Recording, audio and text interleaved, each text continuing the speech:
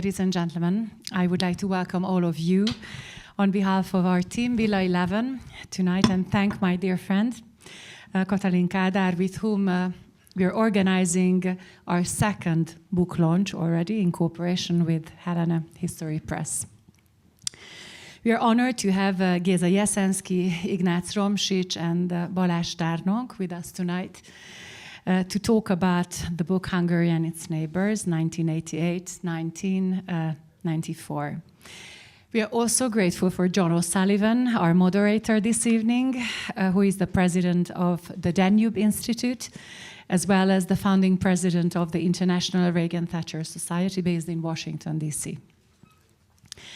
As some of you might have heard, Villa 11 is a private membership club with a cultural mission as well. Our slogan goes, where culture meets community, culture always wins. We even have a t-shirt with this saying. So it's only natural that we are very proud and honored to be able to welcome you and talk about history. We have various cultural events, salon events organized by Villa 11. Musicians, writers, and artists, as you can see on the wall, can present themselves. So if you would like to know some more details, please don't hesitate to approach me or my colleagues to talk about Villa 11 as a club. And now I would like to give the word to Katalin. Thank you. Thank you, Silvia. Hopefully you can hear me in the back. Carl, I see you all the way in the back. I will echo just the sentiments of Silvia and welcome all of you here tonight for the presentation of launch of Géza Jeszenszky's third book that we have published. We published July 1944. We also published Lost Prestige, and this is his magnum opus, Hungary and Its Neighbors, which is a profoundly important read and will be very important to scholarship. But besides Géza here tonight, I would like to just mention our other authors who are here, who have joined us tonight. János Mártonyi, Agnes Beretsky, Zoltán Petrec. We need to know who you are. András Ludányi. I think we're waiting for Balázs Tárnok. I haven't seen him arrive yet. Carl Liefstedt, who just arrived from San Antonio. And of course, Professor Romsics, whose book on István Bethlen we're releasing in its second English edition very soon. So I thank you very much on behalf of Helena History Press. As you know, we're an independent, privately funded publication, publishing house specializing in scholarship about and from Central and East Europe in English. And we welcome manuscripts and take very seriously your submissions. So please pass on the fact that we are interested in further scholarship about this region and will continue to serve it. Thank you so much. Thank you for being here. Ladies and gentlemen, Sylvia, first of all, thank you for being the hostess at this wonderful club, which I have to say, I understand from another guest, is generally a ladies' club, but as you know, the English are almost as keen to get into clubs as they are to get out of other places. So thank you very much indeed. This is a beautiful building and a wonderful occasion. Secondly, of course, I've got to add thanks also to Catherine Kádár-Lynn, the guiding spirit of the Helena History Press, which, I mean, we have been really, I speak here as president of the Danube Institute, very happy indeed to cooperate with in bringing, in giving attention to and broadcasting the value of the books she has done on modern Hungarian history, making it available, of course, to scholars who speak in English as well. So these things are very important. And my wife reminds me that this occasion is also sponsored by the International Reagan Thatcher Society, which we founded. And I think you described me as the president, and I was the founding president, but I think I've yielded that position to Melissa in recent times. So she's the person you have. Well, Tony Abbott is going to become president. That's true, and we're grateful for that. But I think you are becoming the active ingredient in the organization. So thank you. Ladies and gentlemen, good evening again and welcome. It's a great pleasure to open tonight's event, celebrating the launch of a book that is both timely and, I think, indispensable. Géza Jeszenszky's Hungary and Its Neighbors, 1988 to 1994. A book launch is always a moment of arrival, when years of experience, reflection, and research are finally placed into the hands of the readers. But in this case, it is also a moment of return. For with this book, we revisit one of the most extraordinary periods, not only in Hungarian history, but in the history of Europe itself. The years 1988 to 1994, which most of the people in this room were present in and lived through, were an age of transformation. The Soviet Empire collapsed. Nations regained their freedom. And the map of Europe, politically, morally, and psychologically, changed almost overnight. And Hungary, sometimes underestimated by outsiders, played a remarkably influential role in shaping that change. I would say it was really responsible for two of the most important moments in modern history. The first was the 1956 Hungarian Revolution, which, in addition to demonstrating that the Soviet Union had lost all moral claim to be anything like a progressive country bringing value to others, it also sent around the world about 150,000 people who were, in effect, ambassadors of the Hungarian people to all of those countries. I mean, particularly, I think, to America, to Canada, Australia, to the Anglosphere countries, England, including Ireland. In fact, in Ireland, there was a slight obstacle that held up the arrival of the Hungarian refugees. Dr. Conor Cruise O'Brien, the distinguished Irish historian and writer, had negotiated a number of places for Hungarians, for the 56ers to arrive in Ireland. But there was a block from the Home Office, which had the power to allow people in or not. And after some research, Conor tracked down the man responsible and rang him and said, look, we've all agreed to do this as a country in Geneva, so what's holding this up? And the man said, Conor, I'm saying it's impossible. You see, we have an absolute bar on allowing in people from communist countries. And Conor said, but these are anti-communists. They're refugees. And the man said, I don't care what kind of communists they are. They're not coming in. And the second moment, of course, was when the picnic took place on the border, leading in very short order in the remarkable year of '89 to the admission of people from Eastern European countries into Hungary, and then their departure through the gap in the border, and finally that departure becoming the first step in a series of events that ended the Soviet Empire in Europe. Few people are better equipped to guide us through what happened then than Géza Jeszenszky. As foreign minister in Joseph Antal's first democratic government, he stood at the intersection of diplomacy and history. In this book, he offers not a record of self-justification, that's not necessary, but a clear, honest, and meticulously documented account of how a newly free Hungary navigated its foreign policy challenges, its relationships with its neighbors, and its responsibilities towards millions of Hungarians living beyond its borders. What makes this book especially valuable today is that it examines with seriousness and without illusion the questions that continue to shape Central Europe. How do multi-ethnic states manage internal tensions? How can minority rights be protected consistently? How can old wounds, particularly those stemming from Trianon, be eased through European integration and responsible statecraft? And how does a small nation balance principle with prudence in a world of shifting power? Géza does not shy away from controversy. Well, you knew that. Nor does he indulge in nostalgia. He presents the dilemmas faced by the Antal government as they were, complex, often thankless, but guided by a deep commitment to legality, diplomacy, and national dignity. In doing so, he corrects many distortions that have circulated in recent decades and helps to restore historical perspective, to a chapter of Hungary's recent past that is too often misunderstood, and I would say also misrepresented.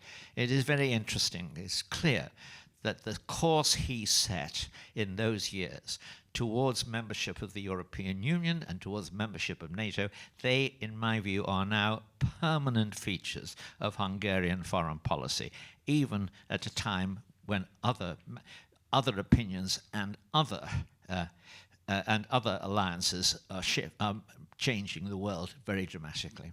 This book is, in my view, both a historical resource and a civic document. It reminds us that a responsible foreign policy is not made through slogans, but through patient negotiation, realism, and above all, through the moral conviction that national rights and the rights of minorities must never be separated, must never be made enemies of each other.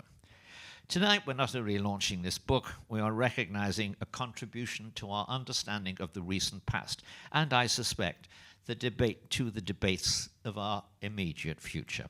It is therefore my very great pleasure to invite the author, a statesman, scholar, and one of the key architects of Hungary's return to the West, Professor Géza Jeszenszky, and to ask him to speak about his work. Géza.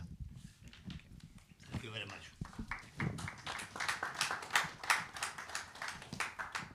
Well, ladies and gentlemen, I think many of you know that I am probably a modest person, and to listen to John's words is a little bit embarrassing, but also very pleasing. And thank you very much for all of you to have come here, but first of all to Kádár Kati, whose publishing house, her determination to make Hungarian history and Central European better known. And as John pointed out, yes, we Hungarians very often feel that the world does not understand us or misunderstands us, and it can be corrected probably, as a historian, as a scholar, I believe that it can be corrected mainly by scholarship, by scholarly books, and of course by arguments. So great thanks and gratitude is owes to you, Kati. And of course, all the other people who contributed not only in the production of this book, but to make it possible. Actually, I have to mention particularly two American Hungarians. As you all know, Hungarians who fled from communism either after the Second World War or after '56 have remained, well, not simply Hungarians, but good Hungarians and good Americans. I would like to express my thanks. Unfortunately, he's not here. Actually, two Hungarian Americans, Csaba Zoltáni, who read my version, the first Hungarian edition of this book, and realizing that soon came out of print, he insisted that there should be a second edition, and he generously contributed to Osiris Publishing House that it could come. And Kati, who read many of my not only books but writings, and met we in the last 15 years several times. She was so kind to offer the English publication of my major historical work, and I have to show it to you in Hungarian, of course, Elveszett Prestige, and it came out 3 years or 5 years ago in English, well, I always, as long as I live, I will remain very grateful to you for that. there were other publications to which I contributed, brought out by you, whether the Sackmeister's book on Horthy and on how the Jews of Budapest were temporarily saved in 1944. But for a historian who was involved in politics, especially historians who were very much aware of the great problems, tragedies, and misfortunes and misjudgments made by Hungarian politicians, Hungarian people in the course of history. So it was a great ambition for the Antal government, not only for the Prime Minister and other historians in his government or in the political party MDF, but for the generation that after the great tragedies of the 20th century, we have a chance to correct, if not history, but at least Hungarian history. So that was a great challenge, and I thought a part of this challenge, perhaps the most difficult, was not Western integration, because those like you and many people, many friends of us, non-Hungarians outside the world, outside Hungary, knew that Hungary was not a communist country, as it was called, but as the late János Horváth used to say, Hungary was just a communist-dominated country.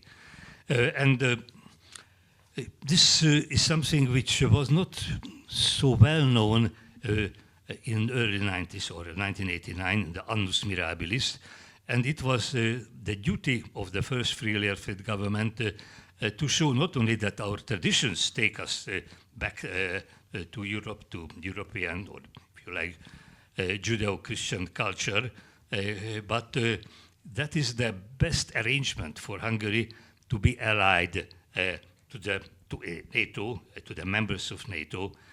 But this was a story which I tried to summarize in a long essay.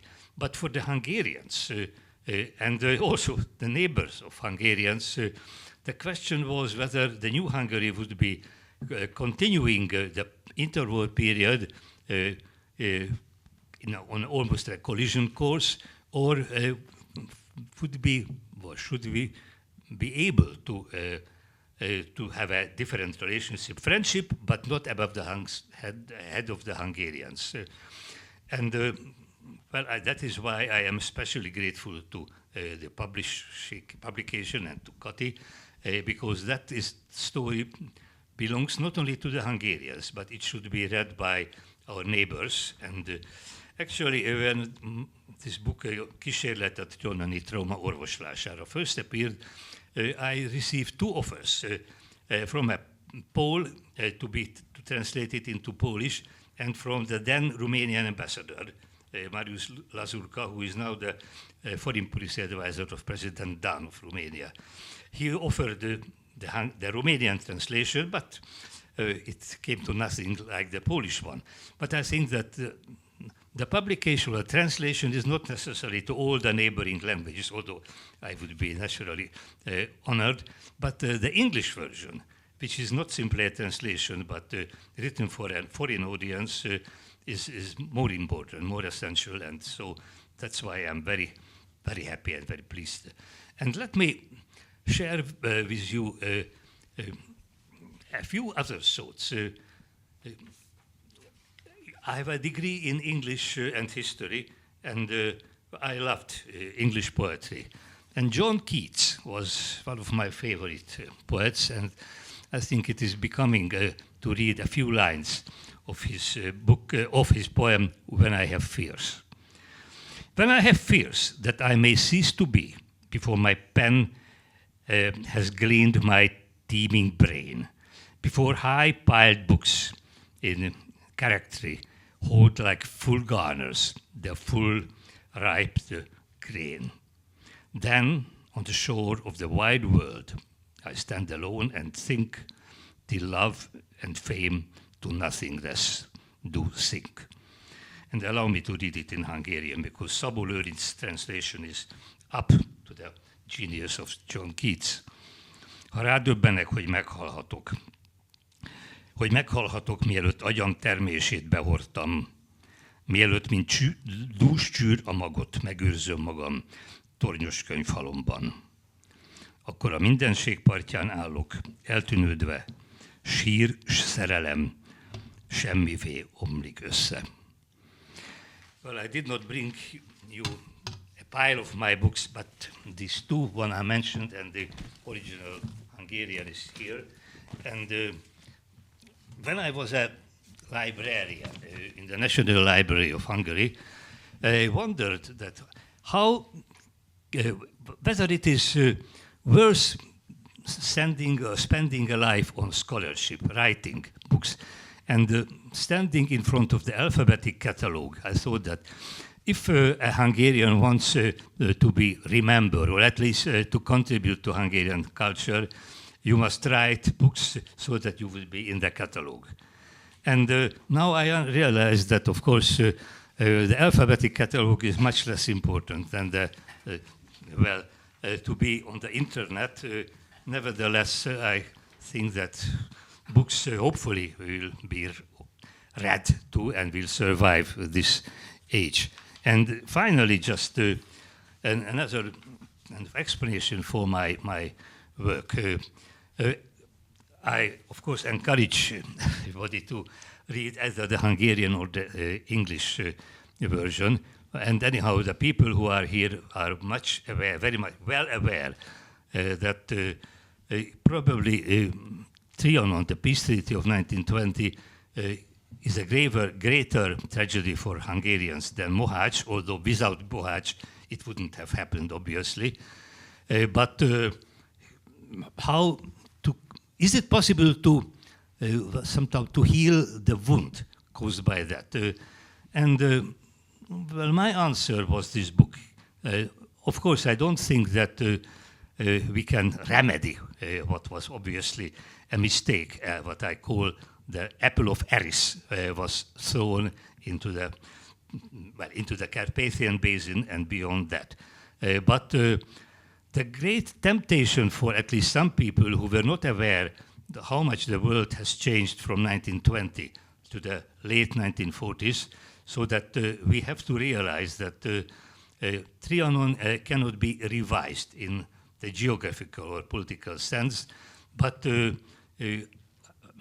I hope many other Hungarians, including me and certainly my friends here, know that we can do something about healing this, and the remedy really is rights of Hungarian minorities. And here I want to read a passage, not from my own pen, but from István Bibó's pen, who, when in 1946 it became, he became aware, and Hungarians, that there will be no even modest change in the Hungarian borders, in the border with Romania, although the United States, the United Kingdom, and even France, as people think that the maker of Trianon, supported a modest revision in favor of Hungary, and that was prevented only by Stalin. So when we were aware that there will be, we have to live in this cage made by Trianon, István Bibó wrote the following: Hungary will faithfully respect and carry out the peace treaty. Once it is signed, it would be insincere and to pretend that he or we have become indifferent or enthusiastic adherents of the grave disappointment of the treaty.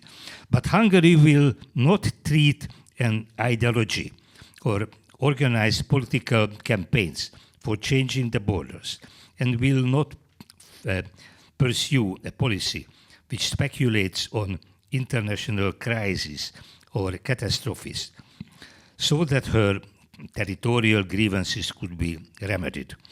Hungary will comply with the conditions created by the peace treaty without any reservation, except one. She cannot give up her political interest in the fate of the Hungarian minorities living in the states surrounding Hungary. So that was my guideline in this writing in this book, and actually in the foreign policy, which together with Prime Minister Antal we pursued. And as a historian, I felt that I have to record what we thought and what we did for posterity. Thank you for coming here. Thank you very much. May I ask Professor Romsics to respond? Thank you very much. Ladies and gentlemen, dear colleagues, this is the third occasion I am expected to talk about Géza Jeszenszky's book. As I remember, several years ago, I was one of the historians who introduced this book, who presented this book. And 2 years ago, there was an event organized by Veritas Institute, as I remember, where also I was part of the panel, taking part with Marco Béla and with others. And this is the third occasion. But the first, when I am expected to talk in English, not in Hungarian, so I hope that you could understand me despite my Hunglish pronunciation. As it was mentioned, Géza is an eminent historian and a well-known diplomat at the same time, which is a unique combination. By education and professional qualification, he's obviously, without any doubt, a trained historian. He graduated a degree in history and English from the University of Budapest in 1966, and in 1980 he defended his doctoral dissertation also in history. Its subject, as it was mentioned, has been the image of Hungary in Great Britain between end of the 19th century and end of the World War I, 1918. So under the title Lost Prestige or Elveszett Prestige. In addition to conducting research, Géza even taught history. From 1976, he lectured diplomatic history at the University of Economics, and between 1984 and 86, he taught modern Hungarian and Eastern European history in the United States. Without the historic defeat of the Soviet Union in 1990-91, Géza Jeszenszky would have taught for probably many years either in Budapest or in the States or in both history, and would be now a retired university professor. History intervened, however. From some years, Géza Jeszenszky has been a retired foreign minister, not a retired university professor. Historic events at the end of the 1980s changed his career, as happened to many of his contemporaries. In May 1990, as it was mentioned also, he was appointed to be the foreign minister of the newly and freely elected Antal government. How was it possible? We can raise the question. Being historian, teaching diplomatic history, and speaking English can be considered as important preconditions. These were not enough, however. After returning from the US in 1986, Géza joined the setting up opposition of the Kádár regime. In September 1987, he participated in the first Lakitelek meeting, where Hungarian Democratic Forum was established. Next year, he became member and leader of various minority protection organizations, primarily concerned with the increasingly dire situation of the Hungarians living in Transylvania. September 1989, the Hungarian Democratic Forum presidency asked him to be the leader of the party's Foreign Affairs Committee. Half a year later, he became foreign minister. In addition to his professional background and oppositional activity, there was a third factor which contributed to his appointment, as I know. The new Prime Minister, József Antal, was Géza Jeszenszky's history teacher in the high school. Jeszenszky looked up to Antal, and Antal had absolute trust in Jeszenszky. The foreign political strategy of the new Hungarian Republic was established basically by them, by Antal and Jeszenszky, with the involvement of others. Tactical steps were also agreed upon. Their working relationship, as a testimony of the book, was free of any disruption. Reflecting on the new situation, Hungarian foreign political doctrine set itself four main goals. These were as follows. First, withdrawal from the Soviet alliance system and thereby restoration of the country's external sovereignty. Second, to join Euro-Atlantic organizations, especially the NATO and the European Union. And third, mutually beneficial cooperation with the states of Central and Eastern Europe. And finally, fourth, increased protection and more effective support for the Hungarian minorities living in the neighboring countries. The first chapters of the book cover these issues, focusing on the neighborhood and minority policy of Jeszenszky's 4 years tenure. Hopes at this time were high, but results were rather modest. Although withdrawal of the Soviet troops from Hungary was completed in June 1991, and Concon and Warsaw Pact were dissolved in the same year, Hungary's accession to NATO and to EU were realized only in 1999 and 2004, respectively. Although representatives of Hungary, Poland, and Czechoslovakia signed the so-called Visegrad Agreement on Cooperation in 1991, the hope that neighboring states transitioning to parliamentary democracy would be prepared to grant territorial or cultural autonomy to their minorities quickly proved to be an illusion. Without having internationally binding and sanctioned norms and regulations, Jeszenszky and his colleagues tried to conclude bilateral agreements. This tactic resulted in the 1993 Ukrainian-Hungarian Basic Treaty, which stated that the parties, I quote, respect each other's territorial integrity and declare that they have no territorial claims against each other and will not have any in the future, end of quote. In return, the Kiev government promised to guarantee broad cultural rights and took practical steps to protect the rights of the minorities. The outside world, primarily Western European countries and organizations, welcomed the agreement, which they saw as a building block of stability. It was also accepted by the Hungarian left-wing opposition, while, interestingly enough, the right-wing grouping of the Hungarian Democratic Forum, led by István Csurka, sharply attacked it. Géza Jeszenszky had to remind several times in the last decades that it was not the Antal government that renounced Transcarpathia, Ruthenia, but the politicians who signed the 1920 Treaty of Trianon and the 1947 Paris Peace Treaty. This debate has continued ever since. Jeszenszky vigorously defends the Basic Treaty against the imaginative national radicals of the past and the present, who believed that in the early 1990s there was a realistic chance of regaining all or part of Carpathia Ruthenia. No similar treaties was concluded with other countries.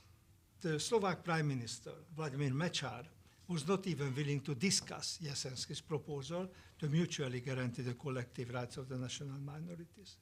The new Romanian leadership insisted that the nationality issue was a domestic matter and as such would not tolerate outside interference. Taking this into consideration, Jeszenszky summed up his 4 years as foreign minister as follows, quote, "While most of the foreign policy goals were on track to be achieved, there were also some serious disappointments. The less successful effort was to heal the so-called Trianon trauma. Although the situation of Hungarian minorities improved significantly in the last decades, their institutions were established, their ties with the mother country became closer and more intense, forms of economic cooperation developed in the border region, etc. Autonomy, cultural or territorial autonomy, which would have been the most important achievement, did not materialize. I agree with Jeszenszky. Whether Hungarian policy had been softer or harder, the result would have been essentially the same or very similar. This has been proven by the politics of the 30 years that have passed since then. In the final chapter, the author evaluates the neighborhood policy of the past 20 years.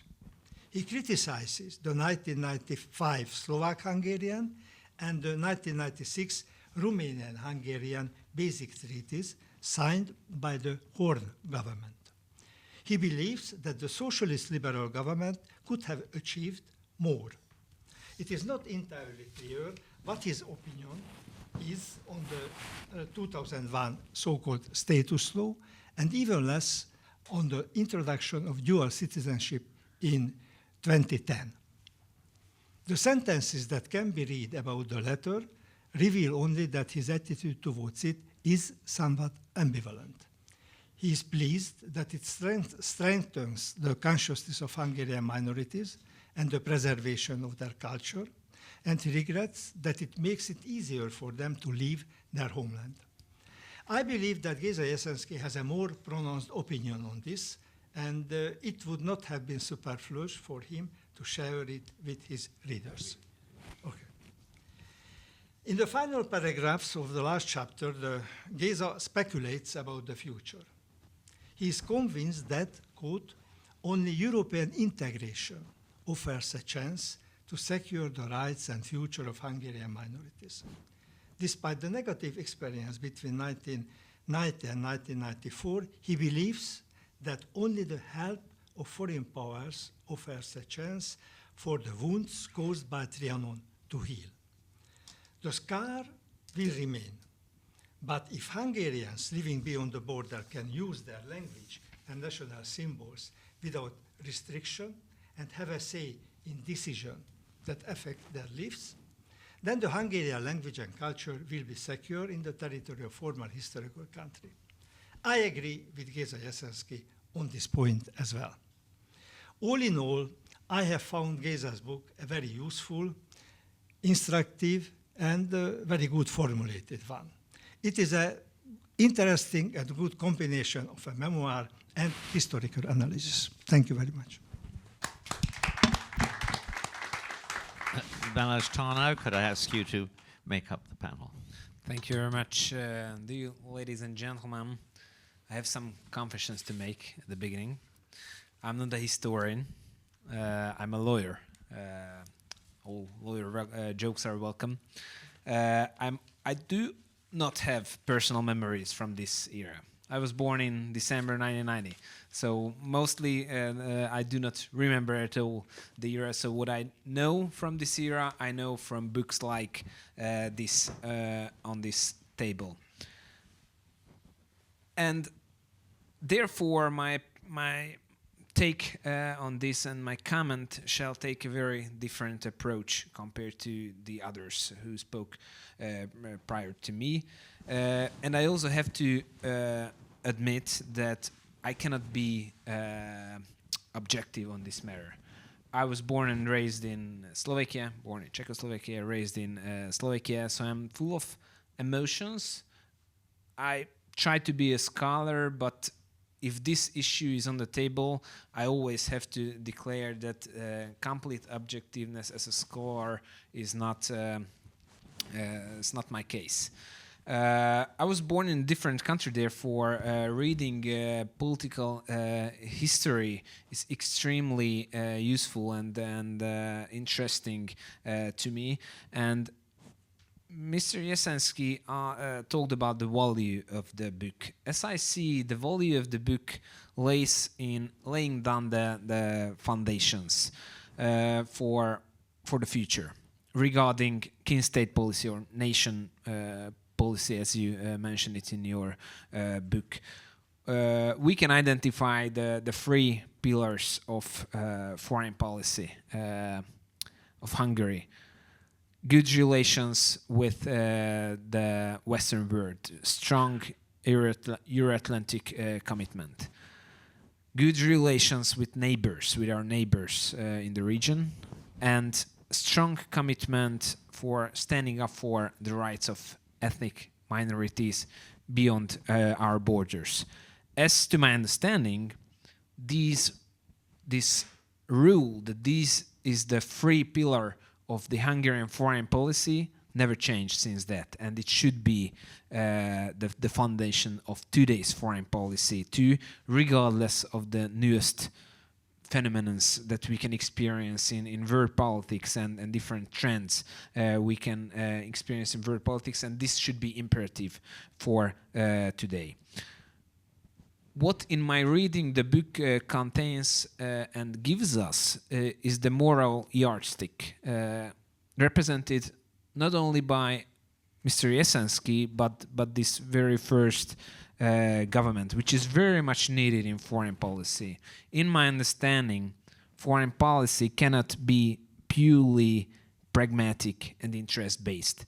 We need values. We need these moral yardsticks that you laid down in the early 90s, because as I said, I'm a lawyer and I'm not a political scientist, but international relations can be shady, and sometimes we do not see all the situations absolutely clearly, and we do not have these moral yardsticks, these values to which we stick all the time.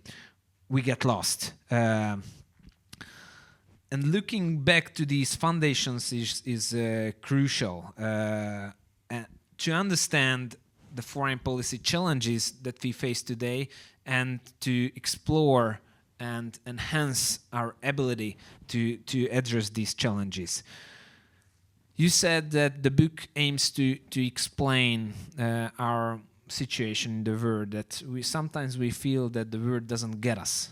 And I often feel this too, because what I've been dealing with is explaining minority right violations in the broader Western world, to explain that why does it matter for us to stand up for ethnic Hungarians in Subcarpathia or in Slovakia. And I spent a year in the University of Notre Dame in the US explaining these issues, and I realized that it's extremely difficult to tell these stories because the foundations are not understood.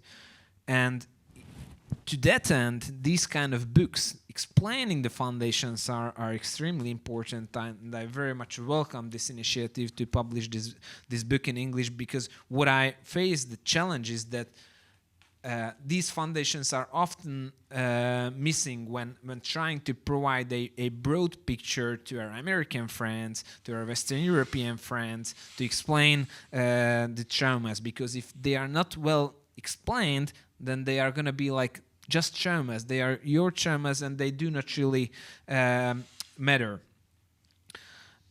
And one of the biggest challenges in which this book helps is to address minority rights while keeping up good relations with our neighbors.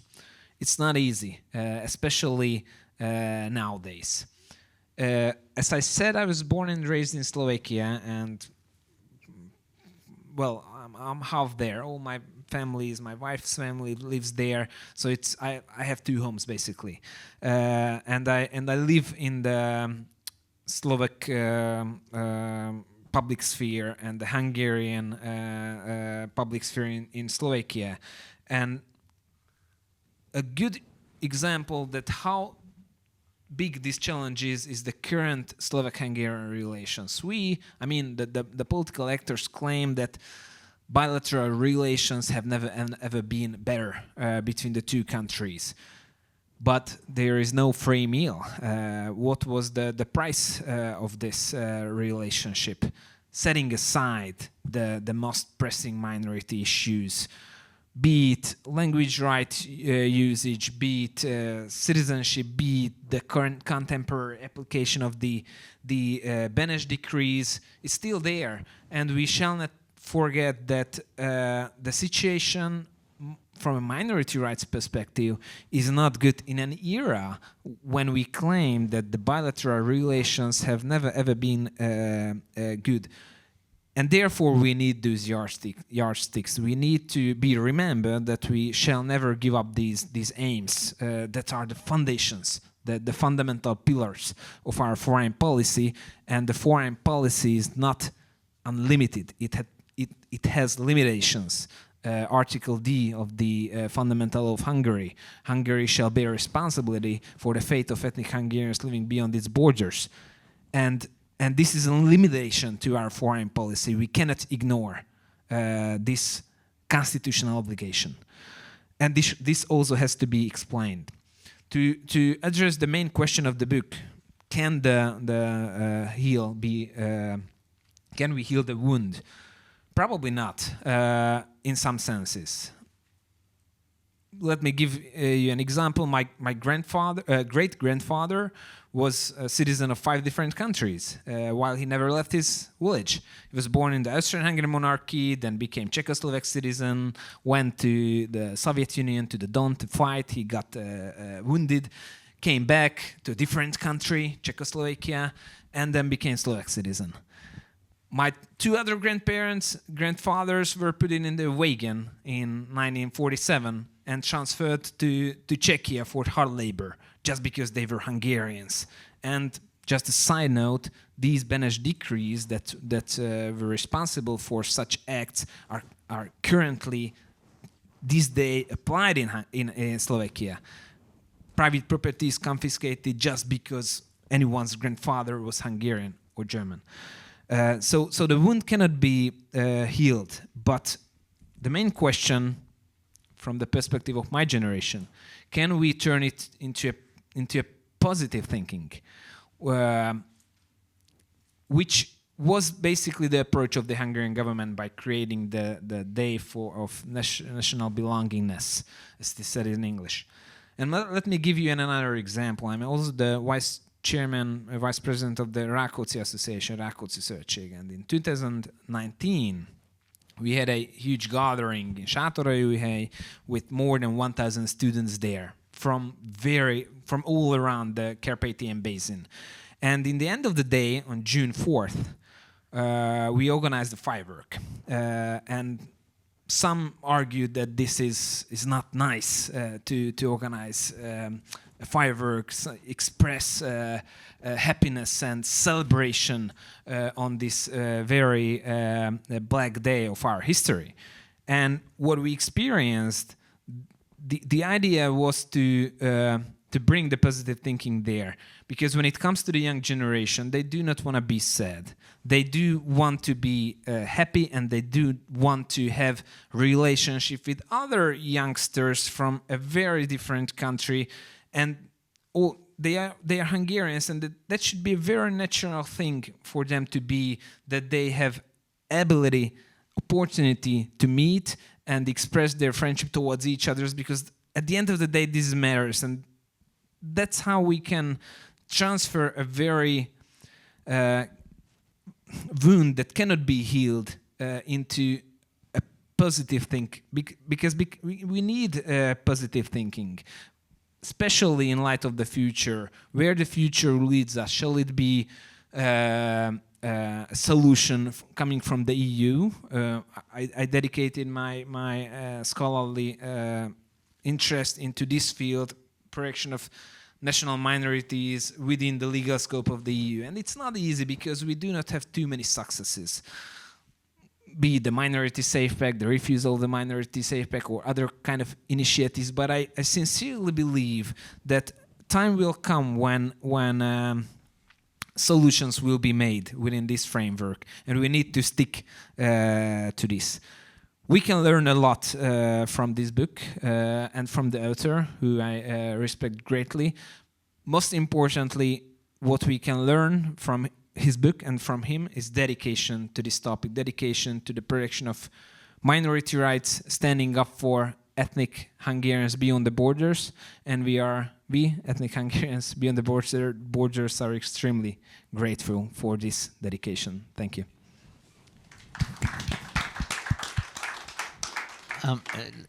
Let's say that when we cast our minds back, which you cannot do because you were not around at the time, to the period mid-80s until to the present. First of all, there was tremendous optimism from, let us say, 1986 until 1991, 92. And then if my memory is correct, and I was trying to deal with these things as the editor of a national magazine in the United States, but also as someone who helped to found an organization, the New Atlantic Initiative, which is aimed to get these countries into NATO and the EU. There was the problem of annoying the Russians was treated seriously, but not as sufficient in itself to be an obstacle to the expansion of NATO and the entry into the EU. Secondly, the thing which was treated as very important was a nervousness that the Soviet rule had acted like a great refrigerator, which had, in a sense, kept frozen a whole series of problems left over from the 30s and the 40s, which had been dealt with much more gradually in Western Europe and in America. And there was enormous anxiety about leading to the desire to create what was called a zone of stability and a zone of prosperity in this part of the world. That was the positive aims which animated people. The negative fear of the Russian was there, as I mentioned.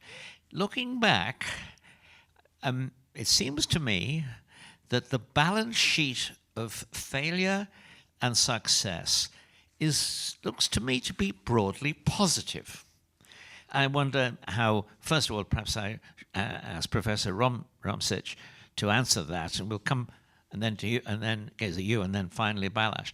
Because after all, how we think the future in this part of the world, which has survived, first of all, the post-Yugoslav wars, and is now dealing with the Ukrainian war, how we think that is going to work out will be greatly shaped by our judgment of what happened between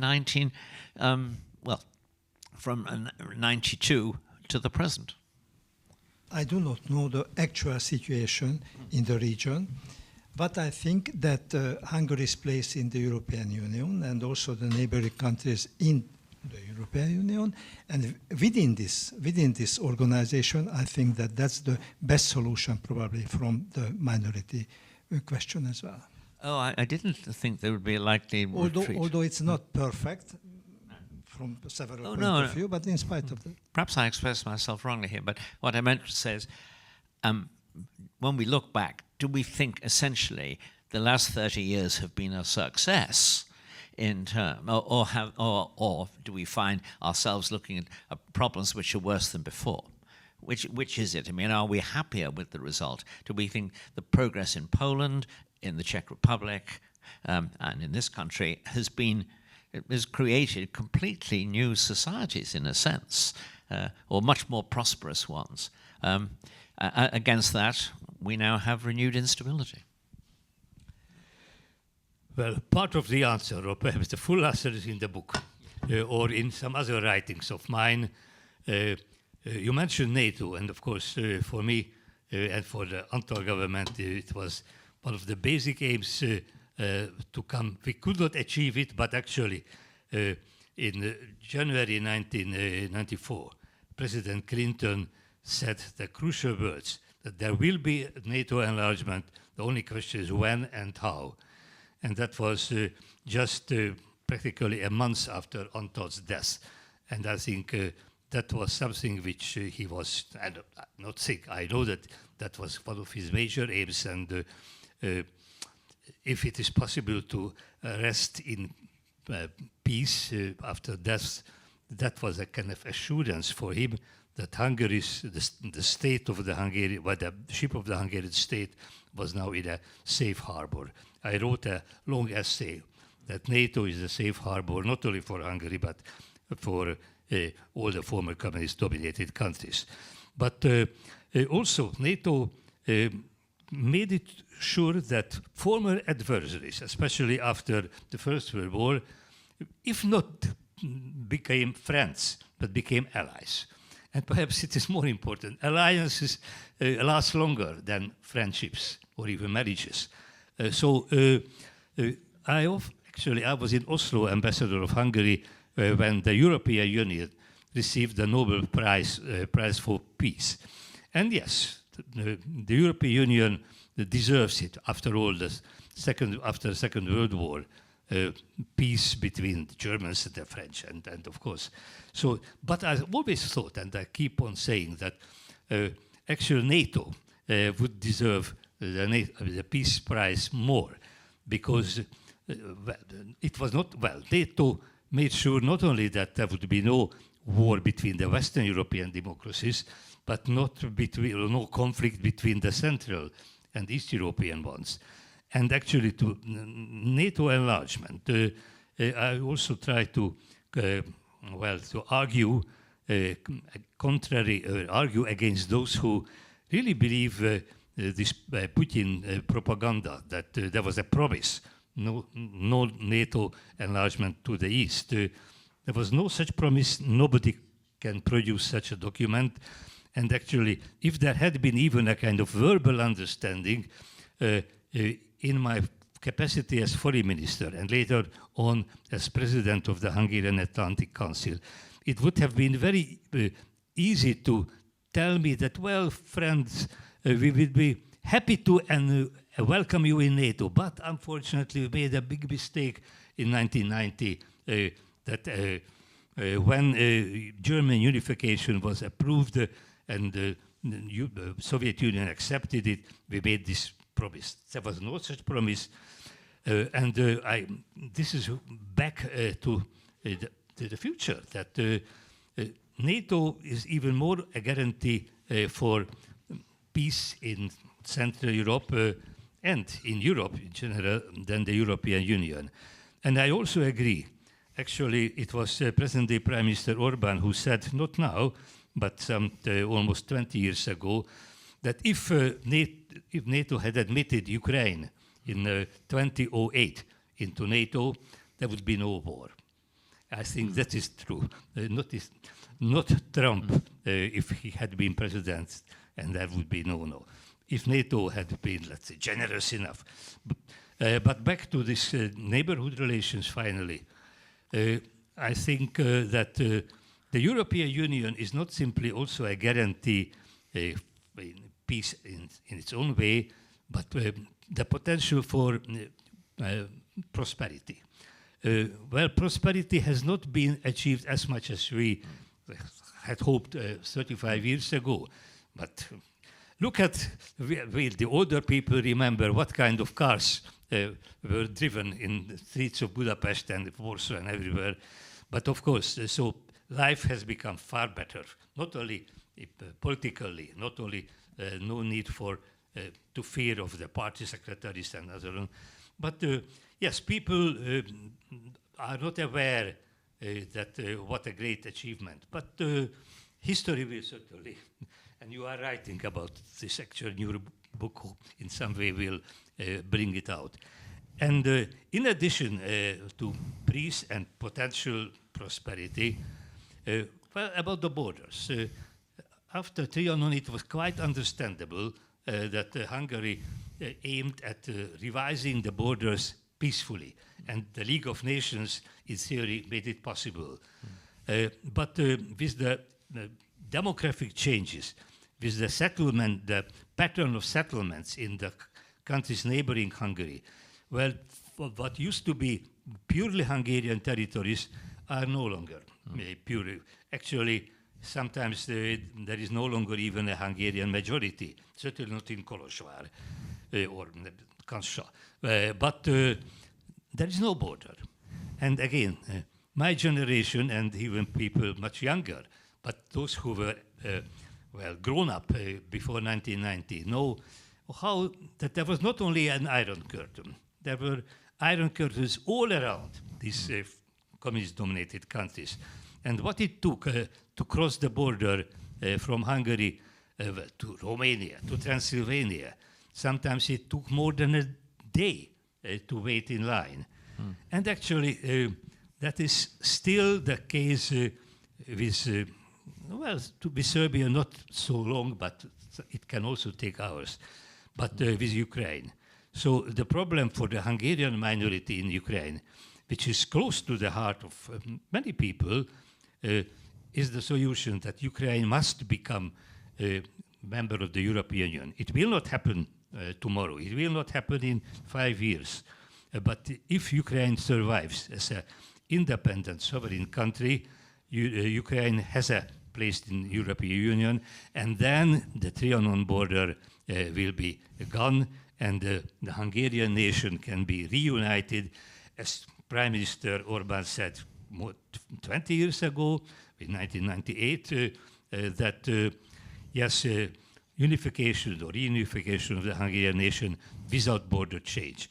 So I think that is what we have to work for, our sons and grandsons, and hopefully that would be the solution of the Hungarian problem. The first question is this gentleman here. I have not read the book because, but I have read many of Professor Jeszenszky's studies. But the one issue that I would like to raise is the issue of his optimism about the European Union being the solution to the nationality question, the minorities question, because from its inception to the present, it has moved slowly or not at all to address issues of minorities, whether in Slovakia, Transylvania, or anywhere else, or Carpato-Ukraine. So, in a sense, the European Union is not able to overcome those issues. It deals with minority questions of other kinds of minorities, sexual minorities or whatever, but it avoids talking about issues that relate to any of the Hungarian minorities that Mr. Tárnok raised, for example. This is one issue. The other issue is one that I just want to raise briefly because Professor Jeszenszky raised it, is the question of Ukraine. In reference to the Ukrainian issue and war, I would argue that Henry Kissinger was more on track when he felt that Russia too had particular geopolitical interests which it wanted to defend. So in a real sense, perhaps Viktor Orbán was wrong 20 years ago when he said the solution is to include Ukraine in this type of a defensive organization. Because automatically, if it would be totally Western in its commitments and in its military relationships, it would be a threat to traditional Russian geopolitical interests. So in a real sense, I think these two issues, Europe as a solution to minority questions and Ukraine's future in reference to that Europe, seem to me to be in contradiction with one another. Thank you. If I may react on this, because I sincerely share the optimism of Professor Jeszenszky's view on EU being the solution, just because I do not see any other solution there. The reason I'm saying this, after the Second World War, we came to the conclusion that we need human rights that are out of the matter of sovereignty of different states. So there is limitation to state sovereignty, and the approach of minority rights used this idea. Basically, the idea of protecting minority rights is laid on this very foundation. The state's sovereignty is not unlimited. Therefore, any approach for an aim to raise state sovereignty decreases the issue of the protection of minorities. We have seen in the past that during the times it's changed after 1945, when the idea of the protection of national minority rights came off the agenda. partially because of the failure of the League of Nations. They thought that providing human rights will cure this issue. And the Balkan Wars proved that it did not. So the international community reacted and drafted these treaties, the Framework Convention on National Minorities and the Language Charter, which were good, extraordinary. And since then, such treaties were not drafted, including the bilateral treaties. And we might agree that today we could not draft a bilateral treaty with such content. But in the past 3 decades, we must came to the conclusion that there are limitations in international public law because it's founded on the goodwill of the states. There are no sanctioning mechanisms. They are rights, they are compulsory, but we cannot get them done. And here comes the EU, which is very complicated. You're right that the EU was avoiding this issue at all. It was avoiding to deal with the Beneš decrees. For instance, the European Commission, it avoided to deal with the minority safe pack. It avoided because, not just because of Brussels, not just because of the European Commission, but there are huge misunderstandings and huge opponents of this issue within the member states. Greece, France, Spain, Belgium, Romania, Slovakia, the Baltic states. There's absolutely no consensus on this yet.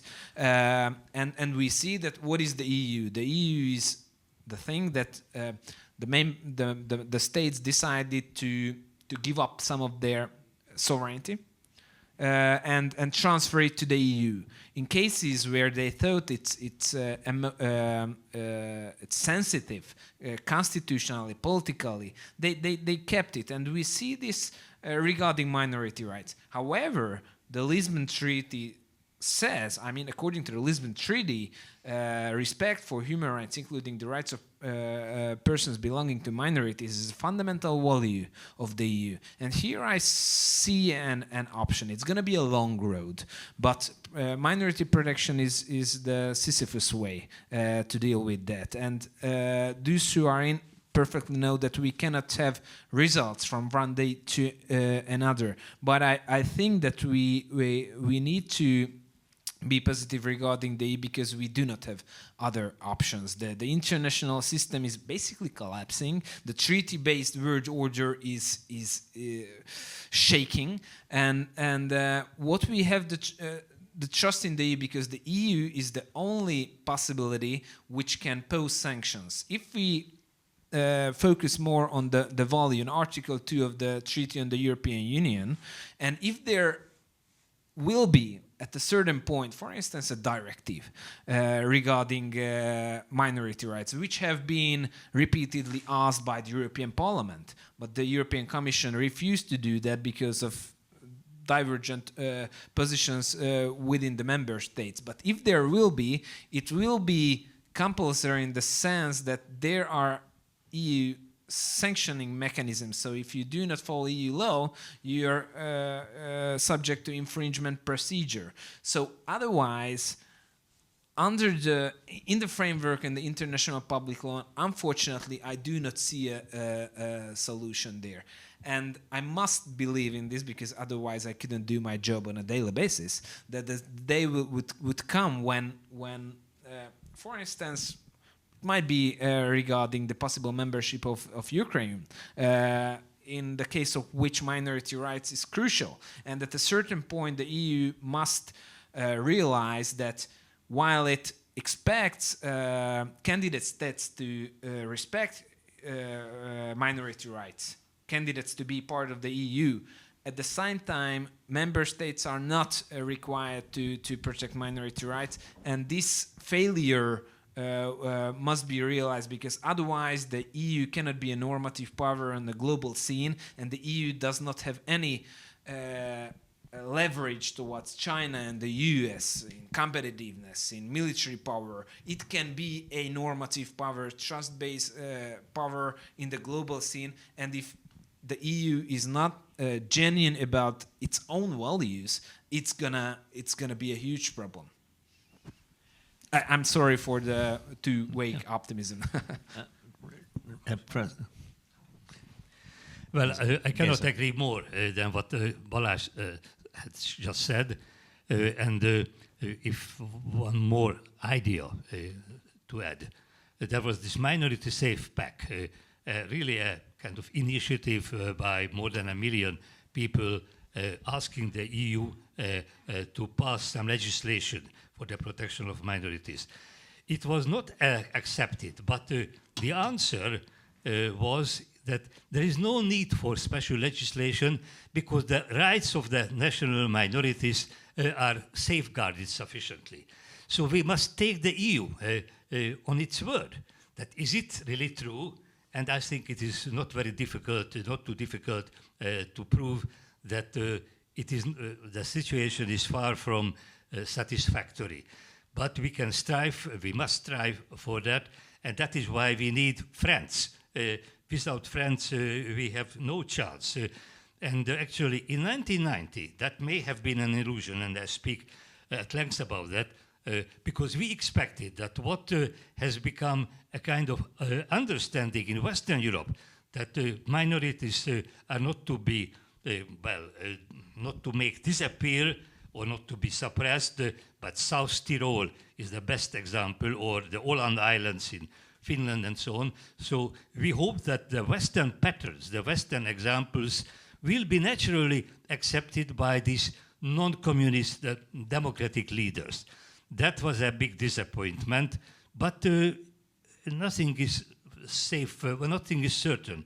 So I think that just as you said, that there is not simply a chance. If the European Union becomes better and really more assertive in certain values, then there will be a solution. And very briefly, to the second question, yes, of course, we should discuss it for hours.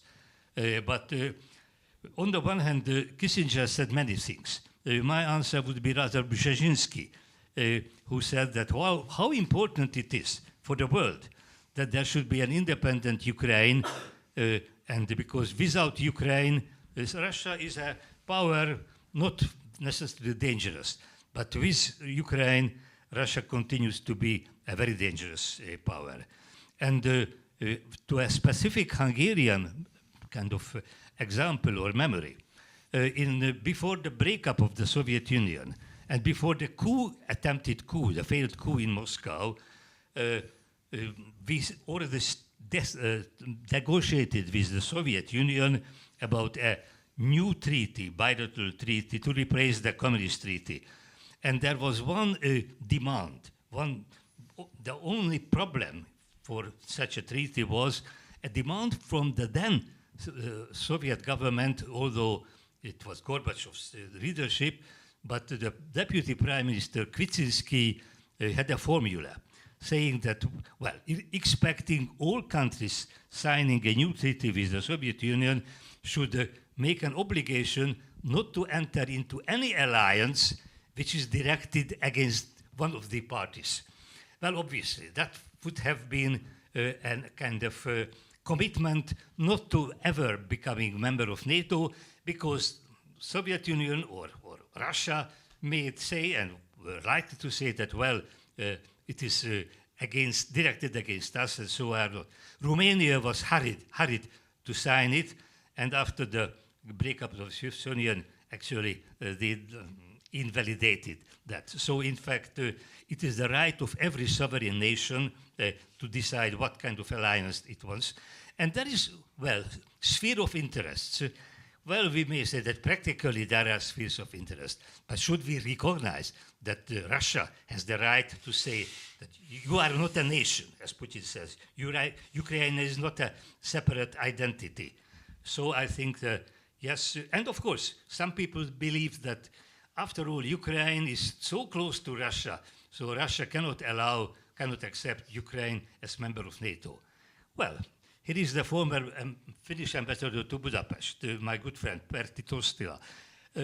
Finland, Sweden are, and of course before that, Norway had long been a neighbor of the Soviet Union, Turkey too. So NATO has really surrounded the Soviet Union, now Russia, and I think that is the best guarantee for the Russian people to live in peace and eventually in prosperity. If they are surrounded by peaceful, prosperous nations, that would be a danger to Putin's rule. Gentleman in the middle there, thank you. István Zalatnai. Yeah, I would like to draw the attention to another aspect of the question of the Hungarian minorities. I think we must say that in the early 90s, what we could achieve was, let's say, less than what we hoped for. And the fundamental reason of this was that we had no partners in the neighboring countries. We had no partners, I could say, first of all, because what you spoke about, that the thinking in these countries and also in Hungary of the 30s were frozen.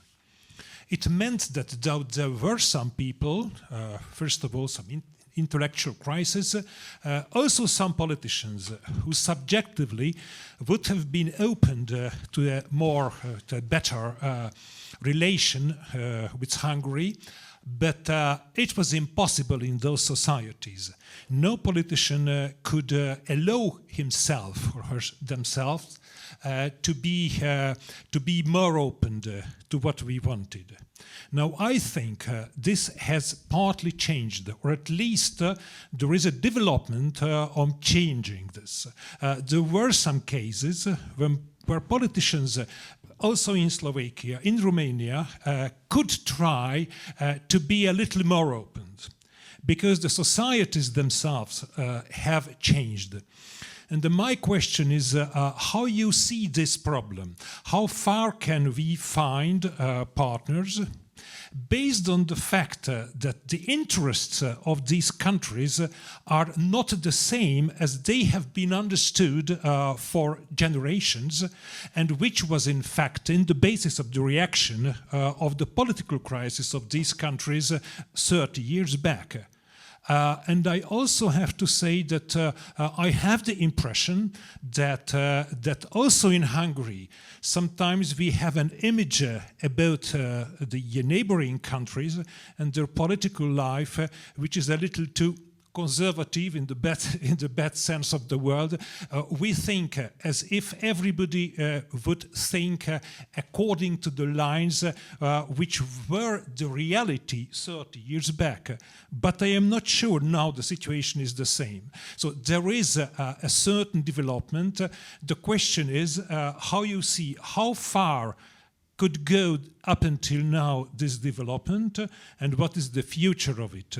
What I'm convinced is that without having partners in the neighboring countries, it's unrealistic to think that the EU or anybody else will force these countries to be more open to Hungarian minorities. But if they realize the common interests, for instance, what we were speaking about now, because of the Russian danger and many other things, then there is a much better possibility. I completely see the argument that the protection of human rights has, after the Second World War, resulted in the construction of a supranational legal structure. And that has increasing, and over time, the judges involved have expanded the authority of that legal structure and the cases and the ways it can deal with cases.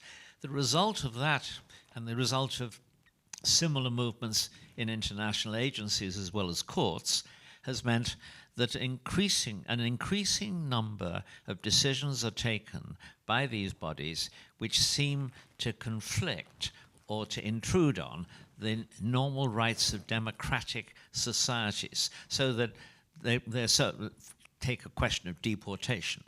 The judges now allow people to stay in countries when it's plain that both governments and voters, the governments, because the voters want this, would like to be able to deport them. That's just one example. But there is, we have to, it seems to me, to take on board the fact that the structure you were describing and the structure you were strongly agreeing with is now meeting democratic opposition within of a growing kind within a whole range of modern countries. And therefore, we have to examine how it is that,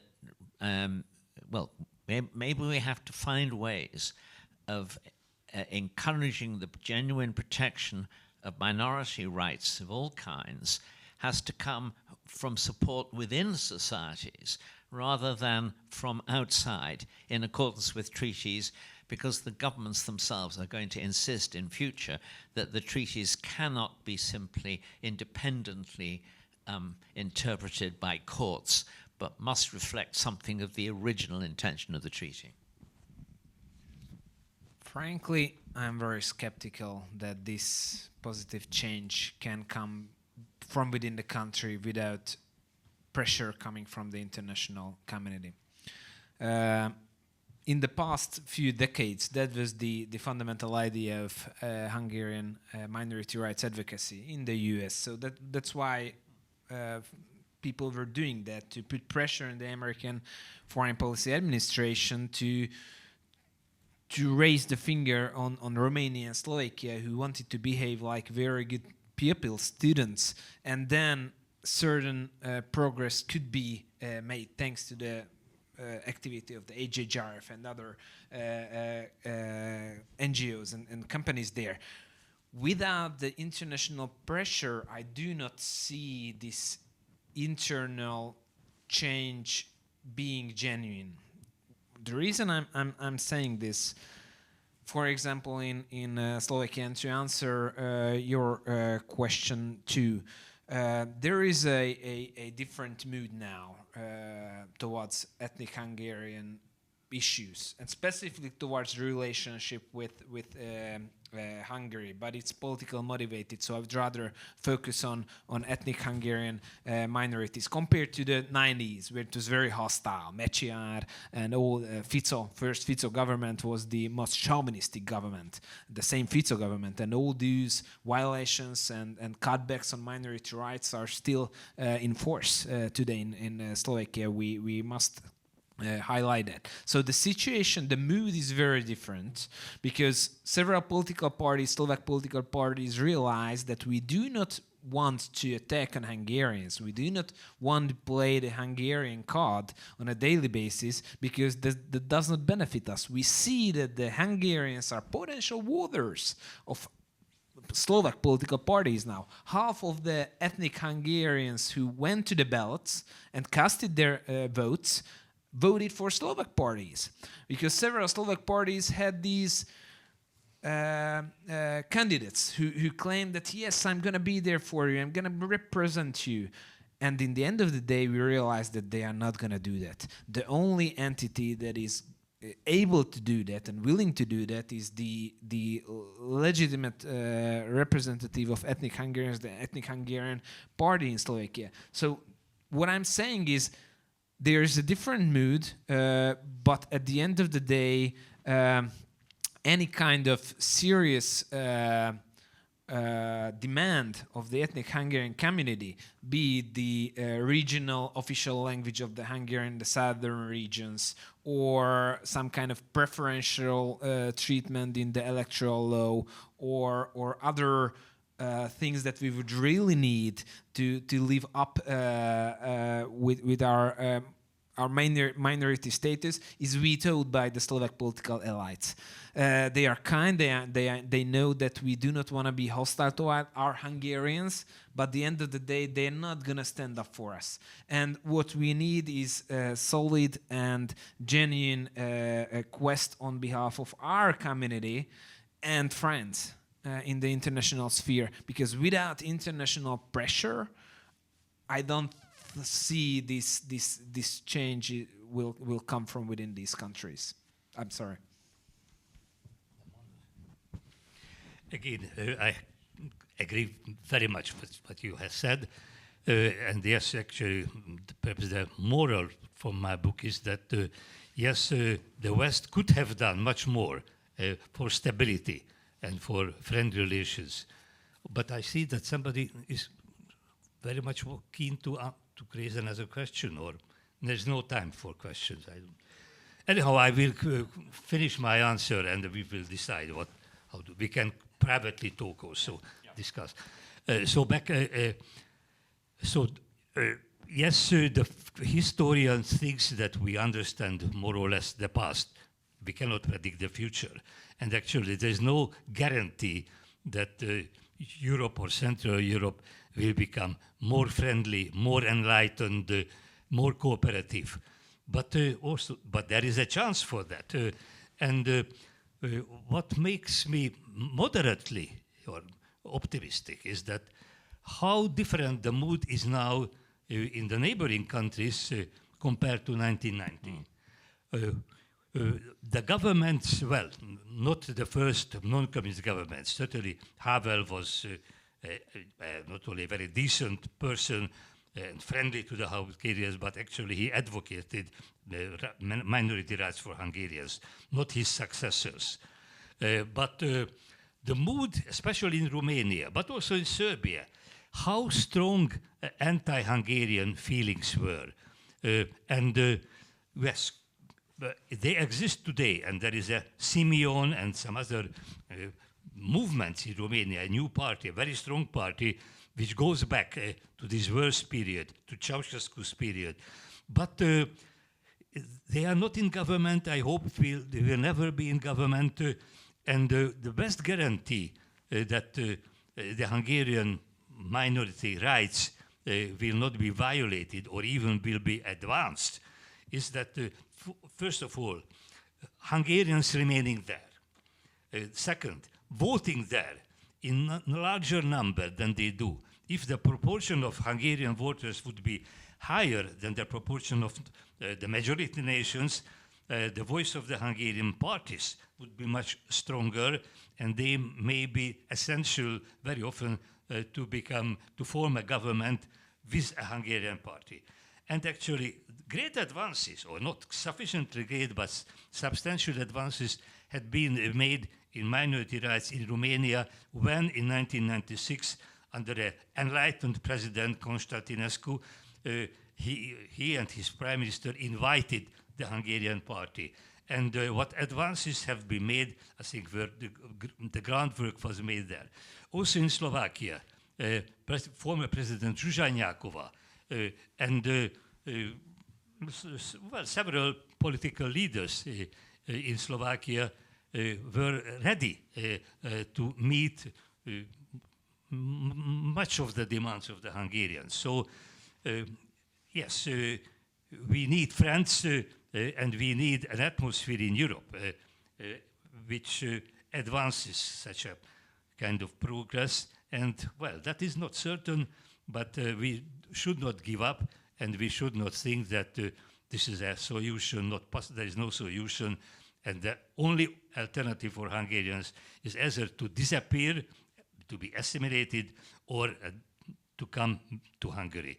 So this is not something which I entertain, such an idea. Well, ladies and gentlemen, I think we've had an extremely enlightening discussion, stimulated, obviously, by an important book, and alerting us not only to the question of whether or not the problems of the past have been solved, but whether or not there are some new problems coming to us from the future, which I think there are, because, for example, accepting your argument that these, in a sense, amity and cooperation and real friendships can't be compelled in a country.